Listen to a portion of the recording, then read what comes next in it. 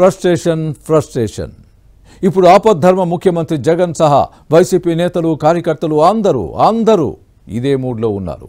ఎక్కడ ఓడిపోతామో అన్న ఫ్రస్ట్రేషన్లో ఏం చేస్తున్నారో ఏం మాట్లాడుతున్నారో అన్న స్పృహ కూడా ఉండడం లేదు.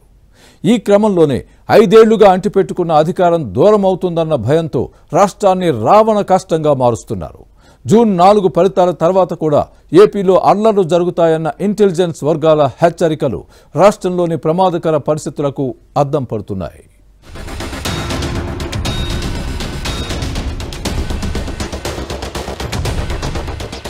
ఏపీలో పోటెత్తిన పోలింగ్ శాతం చూసి ఫ్యాన్ పార్టీలో ఫ్రస్ట్రేషన్ పీక్స్ కి చేరుకుంది.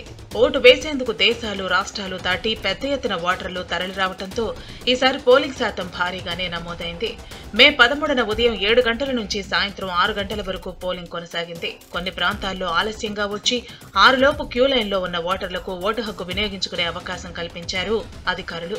దీంతో ఆయా ప్రాంతాల్లో అర్ధరాత్రి 2 గంటల వరకు పోలింగ్ కొనసాగింది. దీంతో ఏపీ పోలింగ్ శాతంపై సర్వత్రా ఆసక్తి నమోదైంది. ఈ నేపథ్యంలో ఏపీలో రికార్డు స్థాయిలో పోలింగ్ శాతం నమోదైనట్లు సీఈఓ తెలిపారు. రాష్ట్రంలో 81.76% పోలింగ్ నమోదైనట్లు వెల్లడించారు. 2019 ఎన్నికల్లో 79.88% పోలింగ్ నమోదు కాగా 2014 ఎన్నికల్లో 77.96% పోలింగ్ నమోదైంది. కాగా 1957 తర్వాత ఈ ఎన్నికల్లోనే మళ్లీ అత్యధిక శాతం పోలింగ్ రికార్డైందని ఎన్నికల సంఘం వర్గాలు చెబుతున్నాయి. యువత, మహిళల్లో అత్యధిక శాతం ఓటింగ్ లో పాల్గొన్నారని రాజకీయ పక్షాలు చెబుతున్నాయి. అయితే మొదట్లో పోలింగ్ శాతం 2019 కంటే తగ్గిందని వైసీపీ నేతలు సంబరపడిపోయారు. పోలింగ్ శాతం తమకే అనుకూలంగా ఉందంటూ ధీమా వ్యక్తం చేశారు. అయితే పోలింగ్ శాతం పెరగడంతో బ్లూ మీడియా బులుగు బ్యాచ్ సైలెంట్ అయిపోయింది. దీనికి తోడు ఓటింగ్ లో యువత ఎక్కువగా పాల్గొందని ఈసీ వర్గాలు వెల్లడించడంతో ఫ్యాన్ పార్టీకి ఊపిరి ఆడటం లేదు. పెరిగిన పోలింగ్ శాతం తమ పుట్టె ముంచడం ఖాయమంటూ ఉక్కపోతతో ఉక్కిరిబిక్కిరి అయిపోయింది. దీంతో జూన్ 4 ఎన్నికల ఫలితాల్లో ఫ్యాన్ రెక్కలు ఊడిపోవటం ఖాయమంటూ వైసీపీ నేతల్లో ఫ్రస్ట్రేషన్ ఓ రేంజ్ కు రీచ్ అయిపోయింది. దీంతో వైసీపీ మూకలు రాష్ట్ర వ్యాప్తంగా అల్లర్లకు తెరతీశారు.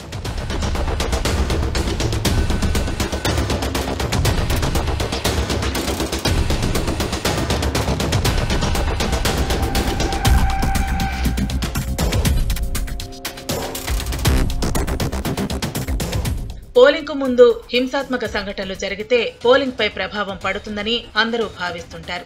కానీ ఏపీలో మాత్రం సీన్ రివర్స్ అయింది. పెరిగిన పోలింగ్ శాతం తమ కొంప ముంచుతుందన్న అక్కసుతో అధికారం దూరం అవుతుందన్న భయంతో వైసీపీ రౌడీ మూకలు హింసకు తెరలేపారు. ముఖ్యంగా పల్నాడు, తాడిపత్రి, తిరుపతిని రావణ కాష్టం చేశారు. మాచర్ల, కారంపూడి, గురజాల, దాచేపల్లి, ఏలూరు వంటి ప్రాంతాల్లో కూడా జరిగిన సంఘటనలు అందరినీ కలవరపెట్టాయి. పోలింగ్ రోజు మాచర్ల అసెంబ్లీ నియోజకవర్గం పరిధిలో పెద్ద ఎత్తున హింసాత్మక సంఘటనలు జరగడంపై ఎన్నికల కమిషన్ సీరియస్ అయింది.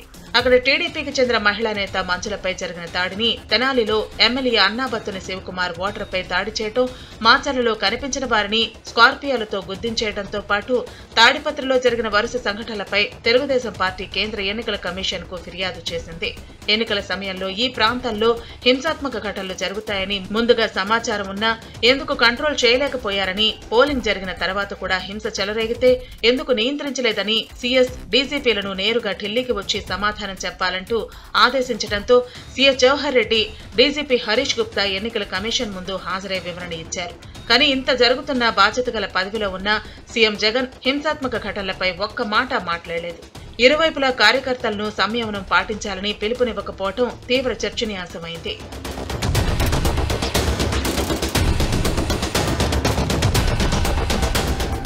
నిజానికి జూన్ 4న ఫలితాలపై అందరికన్నా ఎక్కువగా ఆపద్ధర్మ ముఖ్యమంత్రి జగన్ రెడ్డి ఎక్కువగా ఫ్రస్ట్రేషన్ లో ఉన్నారన్నది ఎవరూ కాదనలేని నిజం. ఈ ఫ్రస్ట్రేషన్ లోనే జగన్ ఏం చేస్తున్నారో, ఏం మాట్లాడుతున్నారో అన్నది కూడా ఆయనకు తెలియటం లేదు.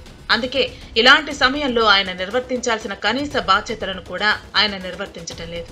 ఏ రాష్ట్రంలో అయినా గొడవలు, హింస పెరిగితే ఆ రాష్ట్రానికి పెట్టుబడులు రావు. అందుకే పాలకులు హింసాత్మక ఘటనలను ఉక్కుపాదంతో అణిచివేసే ప్రశాంత వాతావరణాన్ని నెలకొల్పుతారు. తద్వారా పరిశ్రమలకు అవసరమైన వాతావరణాన్ని క్రియేట్ చేస్తారు. అయితే సీఎం జగన్ మాత్రం చేయాల్సింది చేయకుండా అవసరం లేని పనులకు ప్రాధాన్యం ఇస్తున్నారు. చంద్రగిరి టీడీపీ అభ్యర్థి పులవర్తి నానిపై జరిగిన వైసీపీ మూకదాడి, పల్నాడు జిల్లాలో పుష్ప బ్యాచ్ పేరుతో రాడ్లతో స్వైర విహారం చేశారు. అలాగే తాడిపత్రిలో జేసీ, కేతిరెడ్డి, పెద్దారెడ్డి వర్గాల మధ్య రాళ్లదాడి వంటి ఘటనలతో రాష్ట్రం కొన్ని రోజులుగా అట్టుడికిపోయింది. కానీ జగన్ కు ఇవేవీ పట్టలేదు. ఇంత జరుగుతున్నా బాధ్యత గల పదవిలో ఉన్న సీఎం జగన్ హింసాత్మక ఘటనలపై ఒక్క మాట కూడా మాట్లాడలేదు. ఇరువైపుల కార్యకర్తలను సంయమనం పాటించాలని పిలుపునివ్వలేదు. కానీ పోలింగ్ ఏజెంట్లు పారిపోకుండా ఐపాక్ టీంతో మీటింగ్ మాత్రం పెట్టుకున్నారు. మరోసారి అధికారంలోకి వచ్చేది తామేనని 151 అసెంబ్లీ 22 పార్లమెంటు సీట్ల కంటే అధికంగా ఫలితాలుంటాయంటూ బిల్డప్ స్పీచ్లు ఇచ్చుకున్నారు. దీంతో జగన్ వ్యవహార శైలి రాష్ట్ర వ్యాప్తంగా తీవ్ర చర్చనీయాంశమైంది.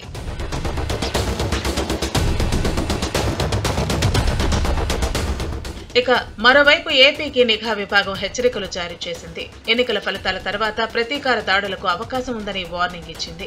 జూన్ 19 వరకు పోలీసు బలగాలు అప్రమత్తంగా ఉండాలని సూచించింది. అవసరమైతే కేంద్ర బలగాలను మోహరించాలని ఇంటెలిజెన్స్ తెలిపింది. దీనికి సంబంధించి జిల్లాల ఎస్పీలు, కలెక్టర్లకు ఇంటెలిజెన్స్ హెచ్చరికలు జారీ చేసింది. పల్నాడు, అనంతపురం, చిత్తూరు, తిరుపతి, కడప, కర్నూలు జిల్లాల్లో అప్రమత్తంగా ఉండాలని ఆదేశించింది. ఘర్షణలు జరిగే ప్రాంతాలను గుర్తించి చర్యలు తీసుకోవాలని సూచించింది. ఇప్పటికే రాష్ట్రంలో ఉన్న 25 కంపెనీల కేంద్ర సాయుధ బలగాలను ఫలితాల తర్వాత 2 వారాల వరకు కొనసాగించాలని హోంశాఖకు కమిషన్ ఆదేశాలు జారీ చేసింది. కాగా ఆంధ్రప్రదేశ్లో పోలింగ్ అనంతరం జరుగుతున్న సంఘటనలు ఎందుకనే అంశం ఇప్పుడు రాజకీయ పరిశీలకులకు అంతపట్టడం లేదు. ఓడిపోతున్నామనే నిరాశ, నిస్పృహలతోనే వైసీపీ ఇలాంటి హింసకు తెగపడుతోందని తీవ్ర విమర్శలు వెల్లువెత్తుతున్నాయి. మొత్తానికి ఏపీలో పెరిగిన పోలింగ్ శాతం వైసీపీలో ఫ్రస్ట్రేషన్ ను పీక్స్ కి చేర్చిందంటున్నారు రాజకీయ పరిశీలకులు.